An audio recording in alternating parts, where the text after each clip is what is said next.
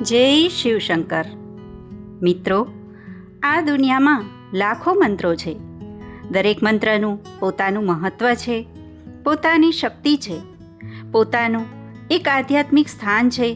પરંતુ જો કોઈ એક એવો મંત્ર હોય જે સદીઓથી કરોડો શિવ ભક્તોના શ્વાસ સાથે જોડાયેલો છે, જેનો જપ સાધુથી લઈને સામાન્ય ગૃહસ્થ સુધી સૌ કરે છે, જેના ઉચ્ચારથી મનને શાંતિ મળે છે અને જે ભગવાન શિવને અત્યંત પ્રિય માનવામાં આવે છે, તો તે છે ઓમ નમઃ શિવાય. આ માત્ર 5 અક્ષરોનો મંત્ર નથી. આ એક આધ્યાત્મિક યાત્રા છે. આત્માને પોતાના મૂળ સ્વરૂપ તરફ લઈ જતો માર્ગ છે. પરંતુ શું તમે ક્યારે વિચાર્યું છે આ મંત્ર ક્યાંથી આવ્યો? તેને પંચાક્ષરી મંત્ર શા માટે કહેવામાં આવે છે? શું મંત્ર તેનો ઉચ્ચાર કરવાથી જ લાભ મળે છે કે તેની પાછળ કોઈ ઊંડું તત્વજ્ઞાન પણ છુપાયેલું છે? આજે આપણે આ તમામ પ્રશ્નોના ઉત્તર શોધવાનો પ્રયત્ન કરીશું. પરંતુ શરૂઆત કરીએ એ ખૂબ જ મહત્ત્વની વાતથી. નમઃ શિવાય આ 5 અક્ષરોનો મંત્ર છે. આથી તેને પંચાક્ષરી મંત્ર કહેવામાં આવે છે. જ્યારે તેની શરૂઆતમાં ઓમ ઉમેરવામાં આવે છે, ત્યારે તે ષડાક્ષરી સ્વરૂપે પણ જપવામાં આવે છે. શૈવ પરંપરામાં બંને સ્વરૂપો પ્રચલિત છે.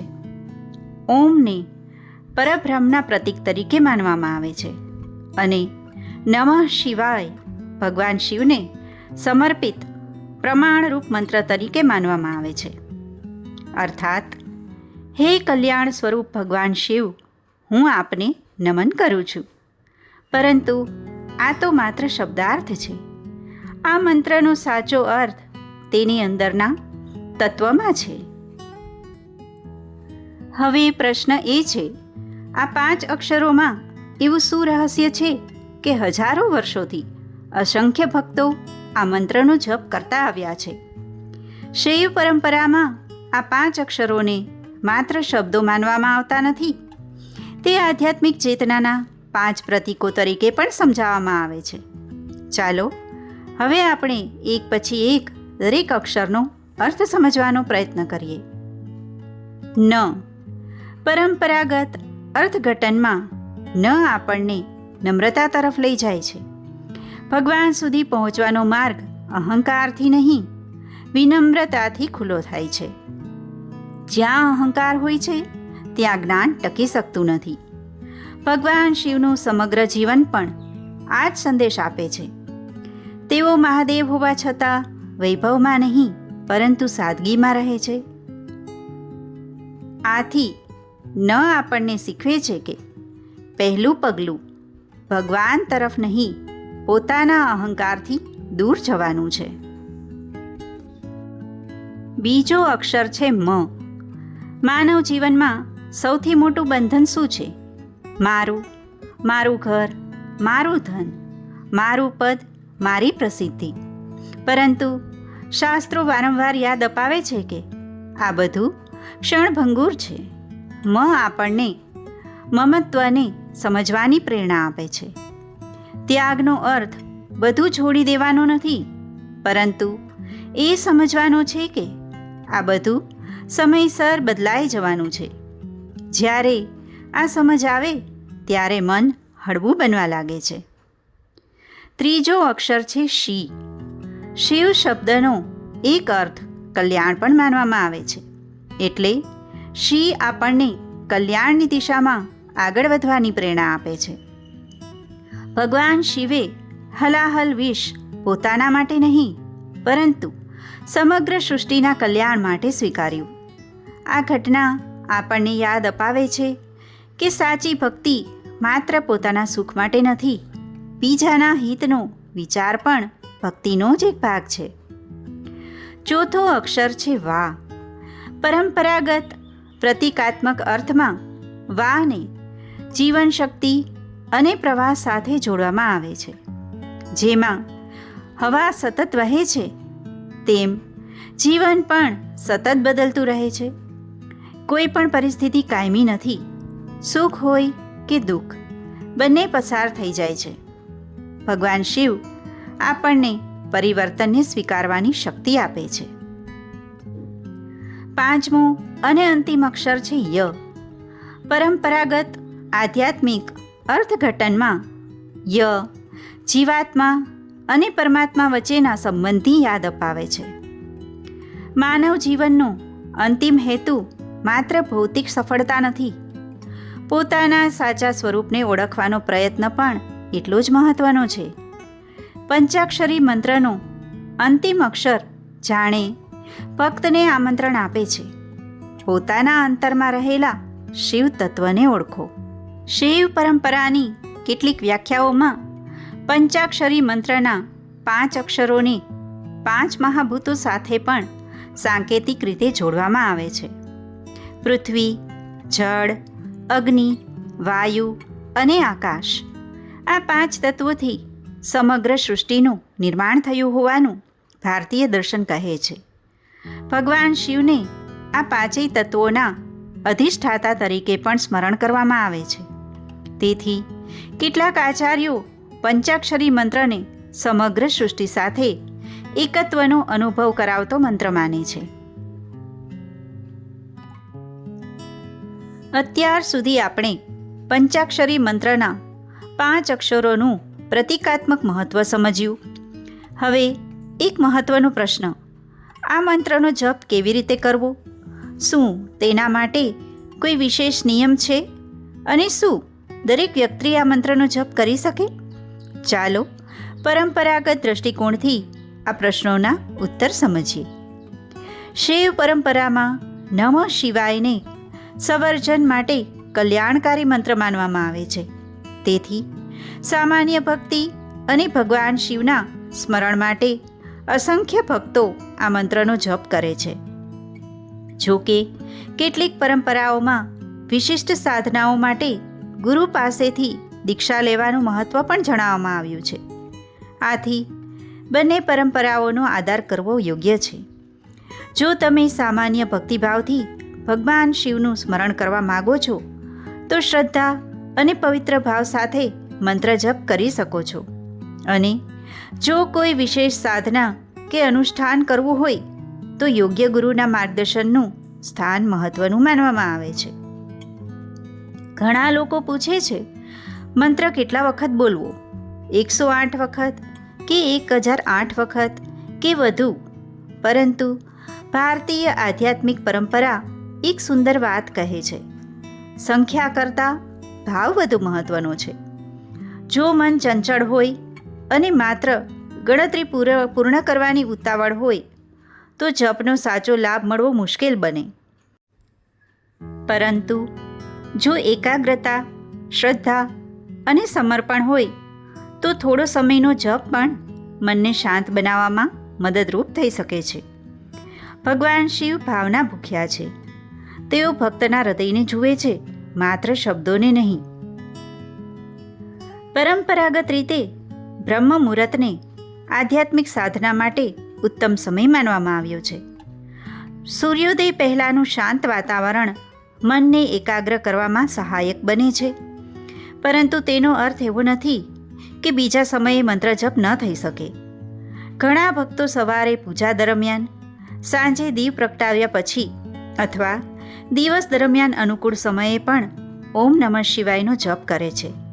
શ્રાવણ માસ, સોમવાર અને મહાશિવરાત્રિ જેવા પવિત્ર અવસરોએ પણ આ મંત્રનું વિશેષ સ્મરણ કરવામાં આવે છે. મંત્ર બોલવો કે મનમાં જપ કરવો? આ પ્રશ્ન ઘણા ભક્તોના મનમાં આવે છે. પરંપરામાં મંત્ર જપના વિવિધ પ્રકારો જણાવવામાં આવ્યા છે. વાચિક જપ, જ્યાં મંત્ર સ્પષ્ટ રીતે ઉચ્ચારવામાં આવે છે. ઉપાંશુ જપ, જ્યાં હોઠ હલે છે પરંતુ અવાજ લગભગ સંભળાતો નથી. અને માનસિક જપ, જ્યાં મંત્ર માત્ર મનમાં જ સ્મરણ કરવામાં આવે છે. ત્રણેય રીતોનો ઉલ્લેખ પરંપરામાં મળે છે. ભક્ત પોતાના સ્વભાવ અને પરિસ્થિતિ અનુસાર યોગ્ય રીત અપનાવી શકે છે. ઘણી વખત લોકો મંત્રને માત્ર ઈચ્છા પૂર્ણ કરવાનું સાધન માની લે છે. પરંતુ શિવ દર્શનનો મુખ્ય ભાર આંતરિક પરિવર્તન પર છે. મંત્ર જપનો હેતુ ભગવાન સાથે કોઈ સોદો કરવાનો નથી, પરંતુ પોતાના મનને વધુ શાંત, વધુ સંયમિત અને વધુ કરુણામય બનાવવાનો છે. જ્યારે ભક્ત વારંવાર નમઃ શિવાય બોલે છે, ત્યારે તે માત્ર ભગવાનને નમન કરતો નથી, તે પોતાના અહંકારને પણ નમન કરવાનું શીખે છે. આ જ મંત્રનું સૌથી મોટું રહસ્ય છે.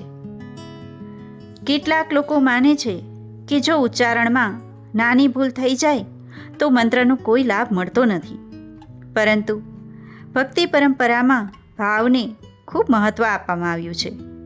અવશ્ય શક્ય હોય તેટલો શુદ્ધ ઉચ્ચાર કરવાનો પ્રયત્ન કરવો જોઈએ, પરંતુ જો કોઈ ભક્ત સાચા હૃદયથી ભગવાન શિવનું સ્મરણ કરે તો તેની નિષ્ઠા સૌથી વધુ મૂલ્યવાન માનવામાં આવે છે. મંત્ર જપમાં સ્પર્ધા નથી, મંત્ર જપમાં સમર્પણ છે. મિત્રો, આજે આપણે માત્ર એક મંત્ર વિશે વાત નથી કરી. આજે આપણે એક એવી આધ્યાત્મિક પરંપરાને સમજવાનો પ્રયત્ન કર્યો છે જે હજારો વર્ષોથી અસંખ્ય ભક્તોના જીવનમાં શ્રદ્ધા, શાંતિ અને સમર્પણનું સ્થાન ધરાવે છે. ઓમ નમઃ શિવાય આ 5 અક્ષરોનો મંત્ર આપણને બહારની દુનિયા કરતાં પહેલાં પોતાના અંતરની યાત્રા કરવા આમંત્રણ આપે છે. જ્યારે જીવનમાં અશાંતિ હોય, જ્યારે મન ચિંતાથી ઘેરાઈ જાય, જ્યારે અહંકાર, ક્રોધ કે ભય આપણને અશાંત બનાવે, ત્યારે આ મંત્ર આપણને એક ક્ષણ માટે રોકાઈને પોતાના અંતરમાં જોવાનું યાદ કરાવે છે. ભગવાન શિવનું સ્મરણ માત્ર કોઈ એક દિવસ પૂરતું નથી, તે એક જીવન દર્શન છે. વિનમ્રતા, સંયમ, કરુણા અને કલ્યાણ, આ 4 ગુણોને જીવનમાં ઉતારવાનો સતત પ્રયત્ન જ સાચી શિવ ભક્તિ છે. ઘણી વખત આપણે વિચારીએ છીએ કે રોજ રોજ મંત્ર બોલીએ છીએ તો શું એટલું જ પૂરતું છે? શાસ્ત્રીય પરંપરા આપણને એક સુંદર દિશા બતાવે છે. મંત્રનો સાચો પ્રભાવ ત્યારે દેખાય છે જ્યારે તેના અર્થને જીવનમાં ઉતારવાનો પ્રયત્ન પણ થાય. જો આપણે નમઃ બોલીએ તો જીવનમાં નમ્રતા પણ આવવી જોઈએ. જો આપણે શિવાય બોલીએ તો પોતાના વર્તનમાં પણ કલ્યાણનો ભાવ આવવો જોઈએ. મંત્રનો ઉચ્ચાર અને જીવનનો વ્યવહાર બંને એકબીજાના પૂરક છે. ભગવાન શિવ કોઈ વૈભવશાળી મહેલમાં નથી રહેતા. તેઓ કૈલાશના નિર્વિકાર શિખર પર ધ્યાનસ્થ છે. તેઓ રાજમુકુટ નથી ધારણ કરતા, તેઓ ભસ્મ ધારણ કરે છે. તેઓ સોનાના આભૂષણોથી નહીં, પરંતુ સાદગી, કરુણા અને વૈરાગ્યથી શોભે છે. આપણને પણ તેઓ એ જ શીખવે છે. જીવનમાં બહારનું વૈભવ કેટલું છે તેનાથી વધારે મહત્વનું એ છે કે અંતરમાં કેટલું શિવત્વ છે. આજનું જીવન ઝડપથી બદલાઈ રહ્યું છે. દોડધામ, ચિંતા, સ્પર્ધા અને સતત વ્યસ્તતાને વચ્ચે મનને શાંતિ આપતી ક્ષણો ઘણીવાર ઓછી થઈ જાય છે. એવા સમયમાં ઓમ નમઃ શિવાયનો જપ ઘણા ભક્તો માટે ભગવાનના સ્મરણની એક સરળ અને પવિત્ર રીત બની રહે છે. આ મંત્ર આપણને થોડા ક્ષણો માટે પોતાની અંદર ઉતરવાનું આમંત્રણ આપે છે, અને કદાચ આ જ તેની સૌથી મોટી શક્તિ છે. મિત્રો, આજે તમને સમજાયું હોય કે ઓમ નમઃ શિવાય માત્ર ઉચ્ચારવાનો મંત્ર નથી, પરંતુ જીવનનો માર્ગ છે. તો આ જ્ઞાનને તમારા પરિવાર અને મિત્રો સાથે જરૂર વહેંચજો. કદાચ તમારા દ્વારા શેર કરાયેલો આ સંદેશ કોઈના જીવનમાં ભક્તિની નવી શરૂઆત બની શકે. અને જો તમે ભગવાન શિવના રહસ્યોને શાસ્ત્રીય દ્રષ્ટિએ સરળ ગુજરાતી ભાષામાં અને એક ડોક્યુમેન્ટરી શૈલીમાં સમજવા માંગતા હો તો મારી ચેનલને જરૂર સબસ્ક્રાઈબ કરી લો, કારણ કે આગામી વિડીયોમાં આપણે જાણીશું શ્રાવણ મહિનો ભગવાન શિવને શા માટે પ્રિય છે. શું ખરેખર શ્રાવણ માસમાં ભગવાન શિવની વિશેષ ઉપાસના પાછળ કોઈ શાસ્ત્રીય આધાર છે? આ મહિનાનું મહત્ત્વ શું છે? અને કરોડો ભક્તો આ માસ દરમિયાન જલાભિષેક, બિલ્વપત્ર અર્પણ અને વિશેષ ઉપાસના શા માટે કરે છે? આ બધા પ્રશ્નોના ઉત્તર આપણે આગામી વિડીયોમાં જાણીશું. ત્યાં સુધી ભગવાન મહાદેવ આપ સૌના જીવનમાં શાંતિ, સદ્બુદ્ધિ અને કલ્યાણનો પ્રકાશ ફેલાવે એવી પ્રાર્થના. ઓમ નમઃ શિવાય.